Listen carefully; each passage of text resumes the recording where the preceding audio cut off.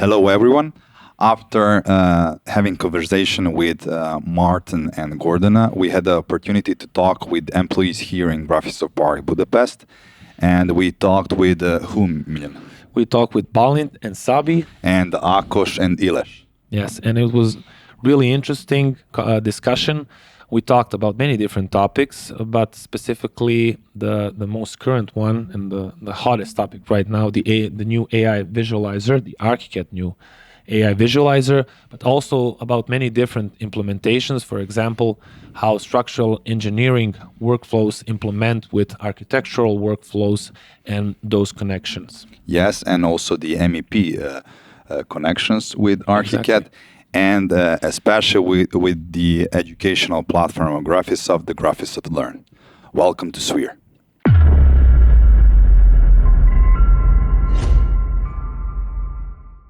Actually, it's really amazing to start with the question about education.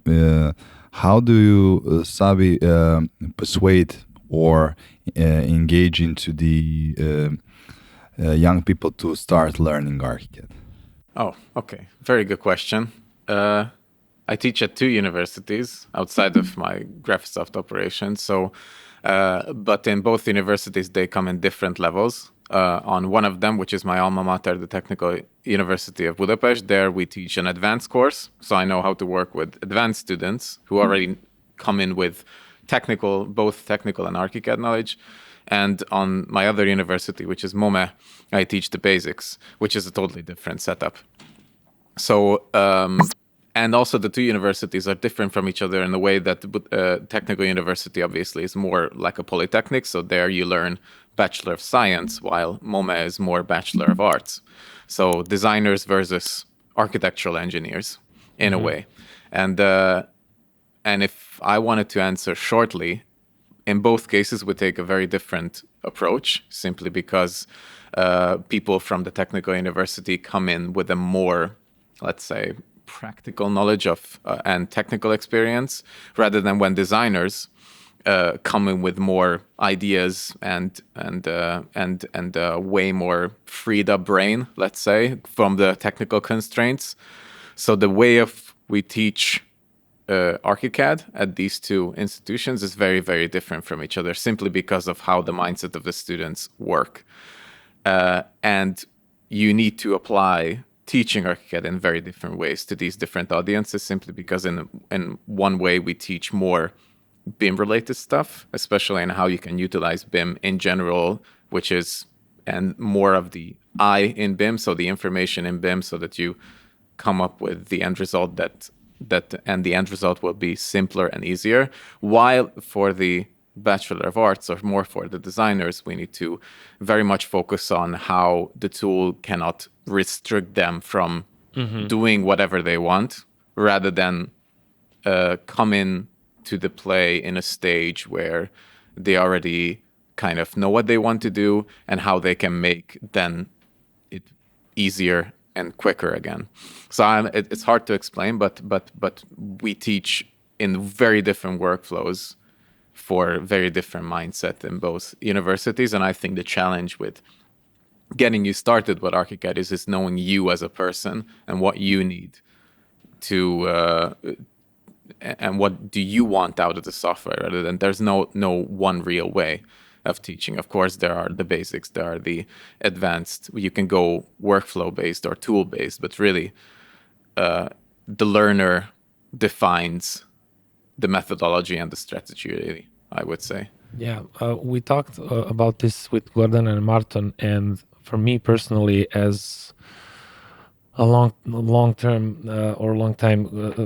Archicad user, I've been using it for almost 10 years now.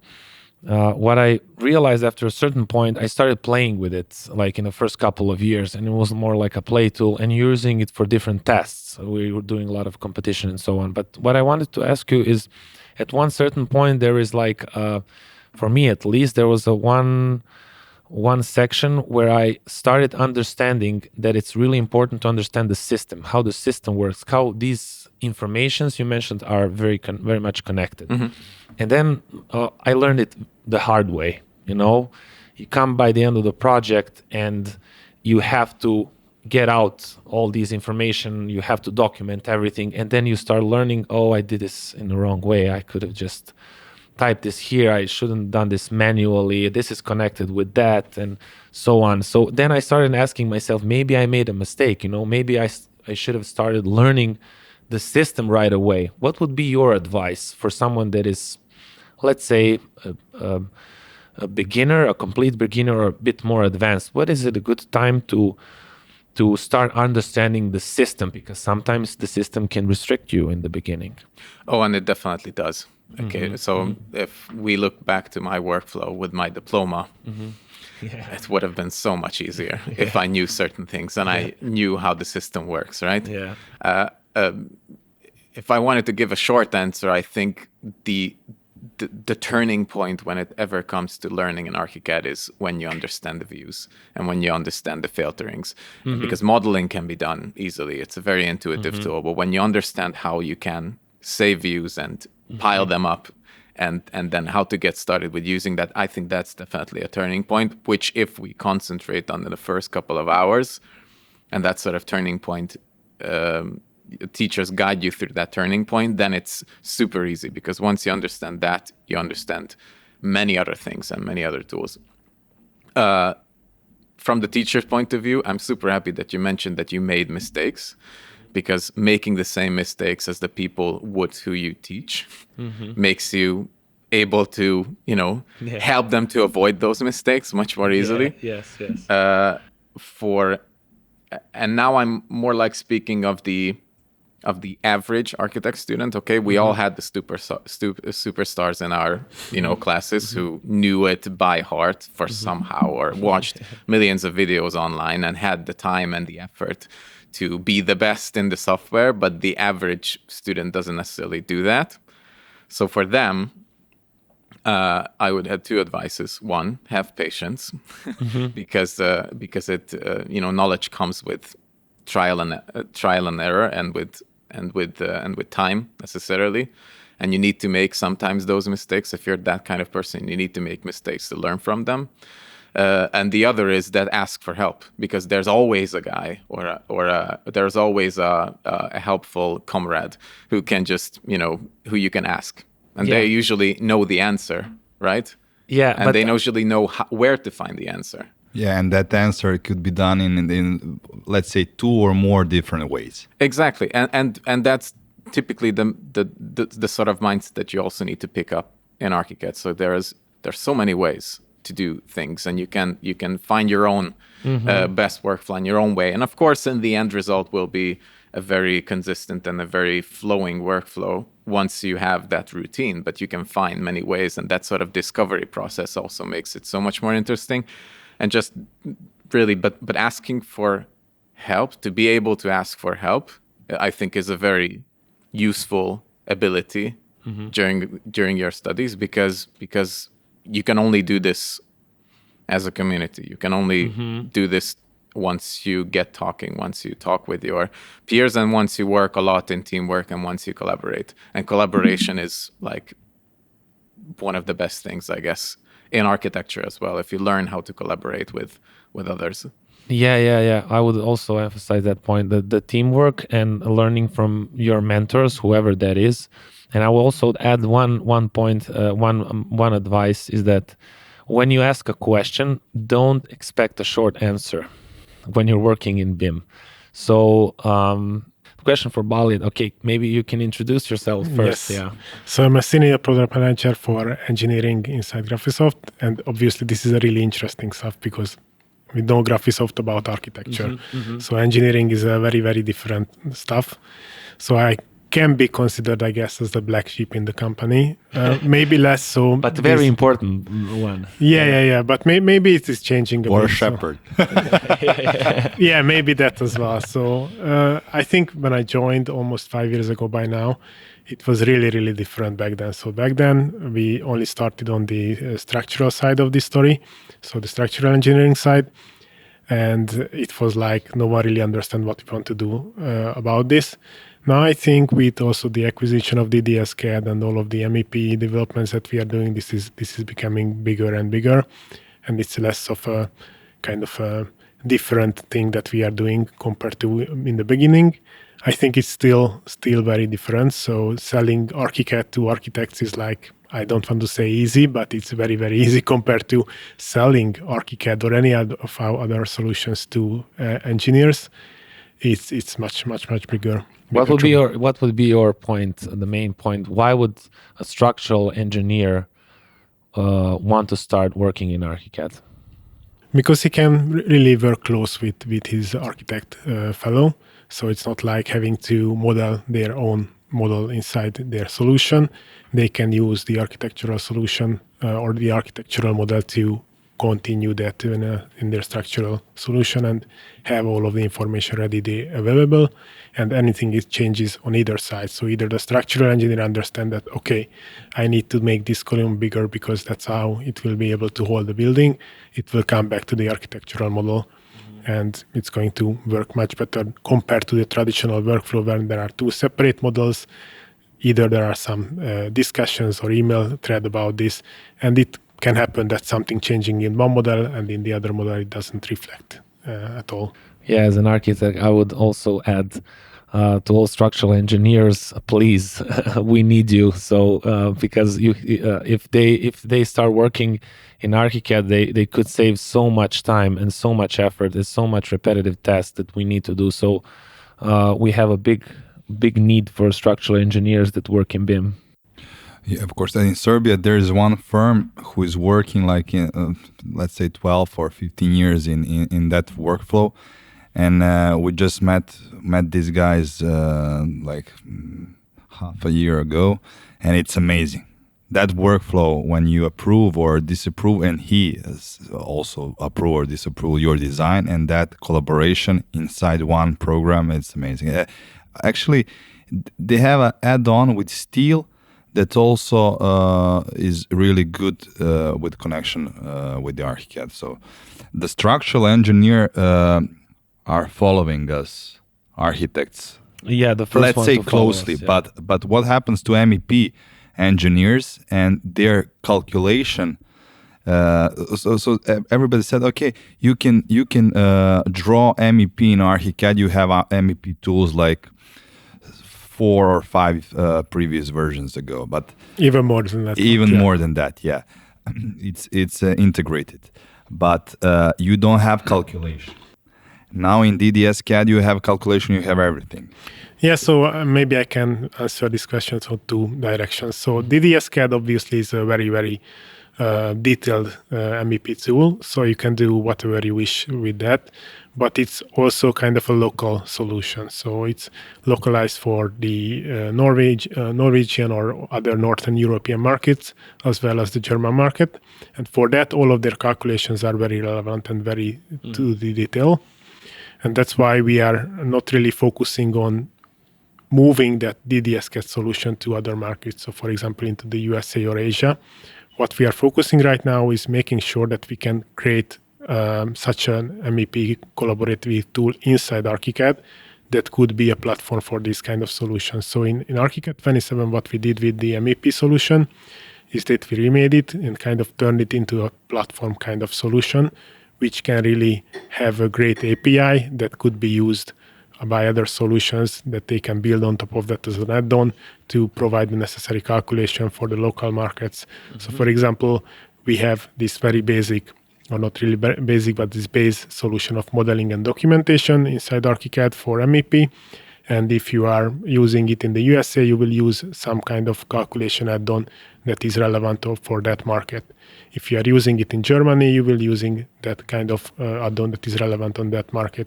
And this kind of way, it is building up from these base kind of elements and these puzzle add-on elements, and you can customize it however you wish. At least that is the long-term plan, obviously. So we only started to work on this in the past few years. So it's going to take a while to really get to that level, but we are already seeing some implementations of this, some add-ons creating for these new versions, and also obviously our modeling and documentation features that are growing day by day.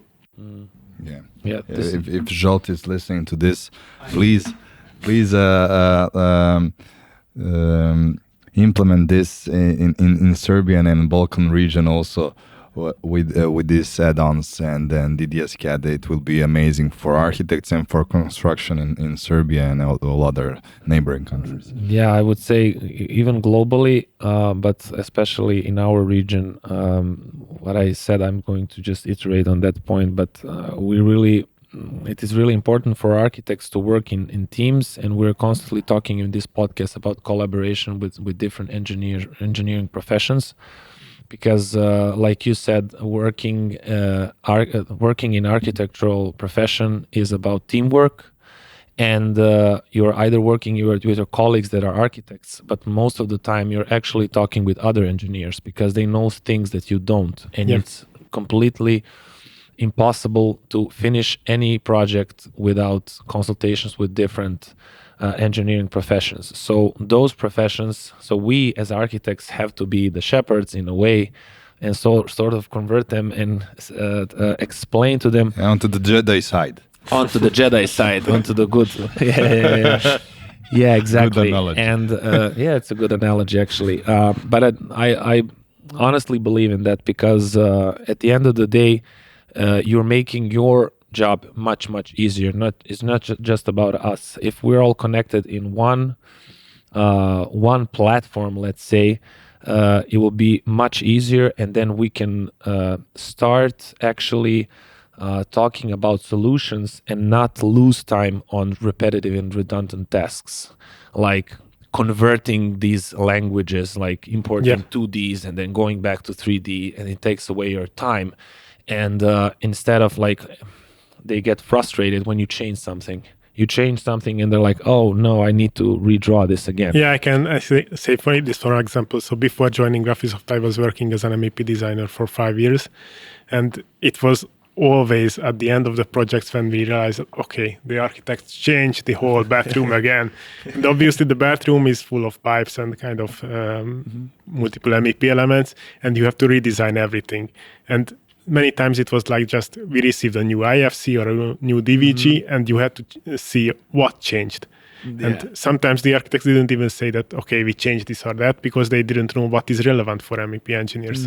And with what we are doing with Archicad and all of the different disciplines working in the same software, obviously this is becoming much more easy, that you will be able to understand, okay, this changed, because the software will tell you that, okay, this is something that you have to take into account. Yeah, there is a very important feature there. The software is actually explaining to you have a clash here.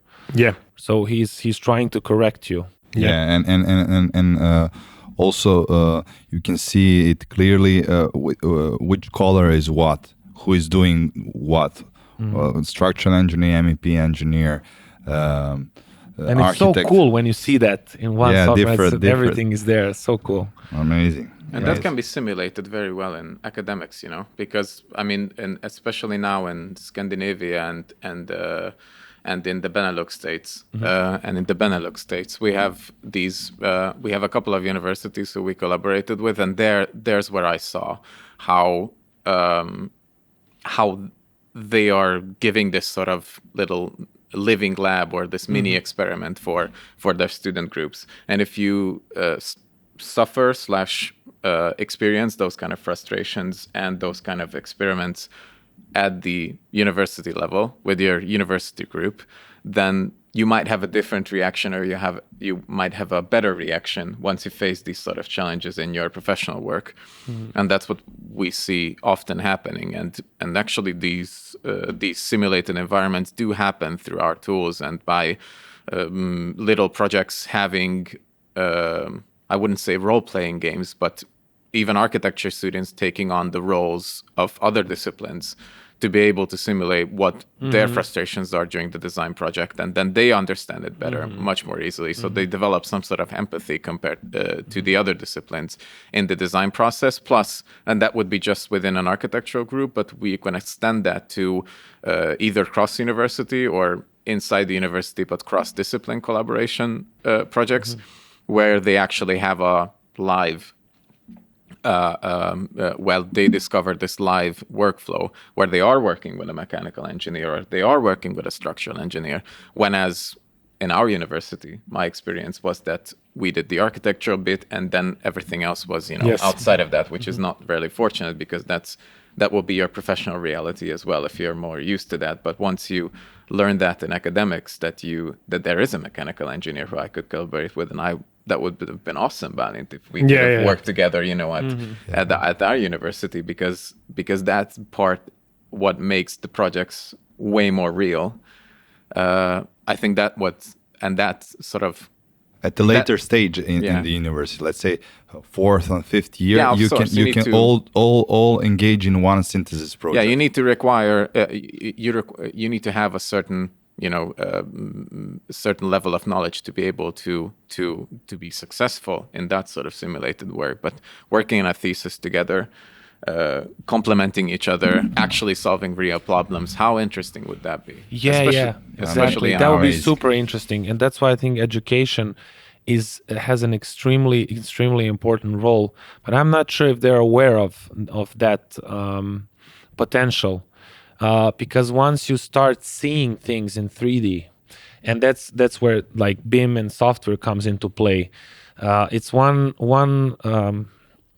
aspect when you start talking about it and you're trying to explain to someone, what am I doing, then you maybe show him some drawing. But once you see it in 3D and when it's all connected together, you have this vision that it's, I think, for me, is as a student, if I kind of saw that, it would be very, very, very kind of appealing. And also what you mentioned, the thesis, or maybe working on some projects together towards the end, or making a thesis with a structural engineer.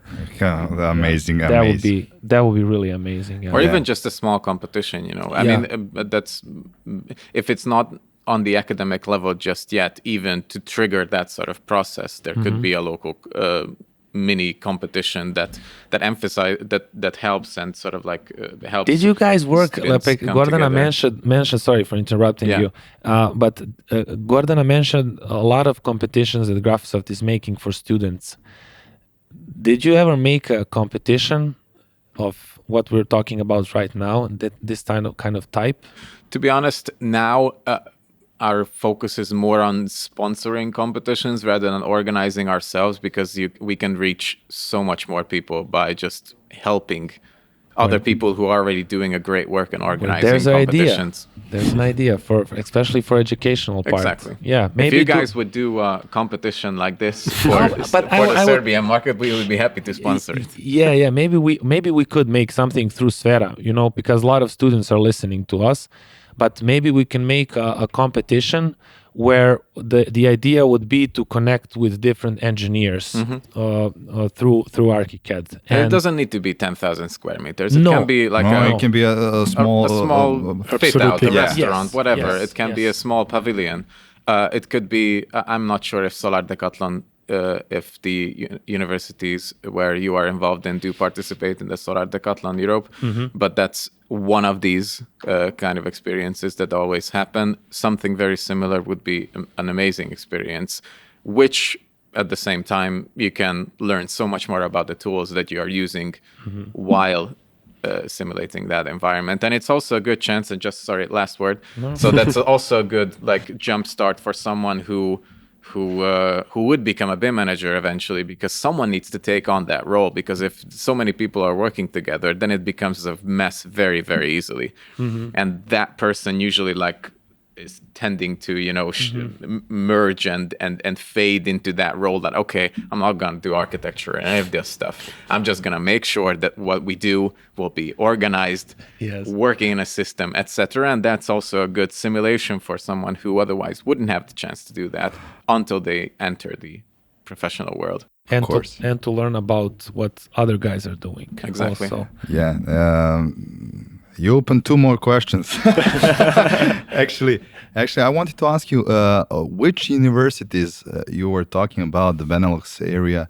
I was studying in Belgium. Which universities share that knowledge and that type of education? I'm not exactly sure which one of them was the simulation. There was definitely one university from the Netherlands, which I guess it was Hogeschool van Amsterdam. In Belgium, we saw one Educate- example once from educate KU Leuven. Leuven. Yeah, I was studying at KU Leuven. Yeah, because actually, what I wanted to ask you about is there are like free BIM softwares that students were using when I was there: Archicad, Revit, and Vectorworks. And let's say for both of you, I would have a question. What would you recommend? Which are the challenges? Which of those BIM softwares would you pick? Let's say for the main software in BIM. Based on like what type of challenges they solve better? Or Yeah. Obviously, they would pick Archicad, but the question is why. The question is why. Of course, but the question is why. Yeah. I would turn back the question, and I wouldn't necessarily pick any of them because usually what public universities do is that they don't they give possibilities rather than giving you the instruction that it should be that one, and that's what I consider healthy also. So university should give you options, and it should give you, and once you need another option or another option opens up or there's a need from the student side, then they should make it available on the local lab computers or through educational licenses, through contracts, whatever. And one of them can be Archicad, one of them can be Vectorworks, it can be Revit, it can be Excel, whatever. So it can be, the point is the availability of the tools that then you choose your own preference. And if that preference happens to be Archicad, that's awesome. But it needs to be by choice, and it cannot be enforced. It can be stimulated. It can be supported through the mentors who are usually the educators, and of course the knowledgeable students who are running around on campus and helping others. But it's also it needs to be a people's choice. Yes, and you need to going back to what we said, you need to stimulate them. You need to give them interesting problems to solve. Once you have an interesting problem, that's what the student is keen on solving. You give him the problem, and then you say you can solve this problem by collaborating with him, or you can do this only in a team. So try to do this in a team. You can show a solution to the problem through a specific tool, for example, Archicad, but that's not probably the only solution. Exactly. It might be a better solution, but it's not the only solution. Exactly. But BIM is the way. So they encourage solving the problems through BIM. Yeah, I think that one is clear. And maybe going back to the question. So I think this is a very layered question. So one thing that Sabi already mentioned, that it's depending on personal preference. So if someone used Revit during the university for all these years and after that used that, he's not going to change that easily to Archicad, even if it's going to be better for the work that he's doing. And this can be on the other side. So for example, for me, obviously, makes sense to look at this from the MEP side or the structural engineering side. Obviously, Revit has been in the MEP and structural business for a long, long while now. So for us to convince someone who is already using Revit for a long, long time now to move to Archicad, it's not going to be easy. Probably we have a much better chance with convincing people who are not already in BIM. So either or just starting to doing this business, doing BIM design and stuff like that, or he's using some kind of CAD solution. So for example, I think in the engineering, BIM is not that relevant as in architecture at this moment. So there is much more people who is still using 2D solutions, and they can look at Archicad as something that is easy to learn. So for example, when I worked as an MEP designer, it was using 2D solutions. And when we started to go into BIM, we started to use Revit. And to understand how Revit works took a long time. So we had multiple trainings, and even after that, it was not easy to learn. And I think this is maybe the biggest difference between Archicad and Revit, at least in the engineering side, probably also on the architectural side, is that Archicad is really easy to learn in the beginning. Obviously, it has very much layer to it, so you can do much more complicated designs to it, and you can customize it later on. But the start of it, I think it's much easier than how it is in Revit. Yeah, more intuitive. Yeah, we were mentioning the skiing analogy before, that it's almost like skiing. When you start skiing, like you learn it in the first couple of days, you can get down. With board, it's different. It's in reverse. But with skiing, you learn it very easily, but you need a couple of years to really master it. Yeah, I can also talk about this because I have been skiing, I think, for 25 years or something like that, and that goes very well. And I started to snowboard, I think, 10 years ago or something like that. But even then, it was like a few days, and it's like. At the beginning it was okay, and quite easily learnable, but I think to get to that level where I'm at skiing, it really takes time to really make it beautiful, because I think in board you can learn it somehow and then you are all right, and it doesn't really matter at all. I think this is a good analogy. Yeah, just start playing and then master it in the meantime. Yeah. Thanks, guys. Thank you for the conversation. It was really nice talking with you. Yeah, Bálint, bye. Thank you very much. Thanks for the opportunity. Thank you. Bye. Bye.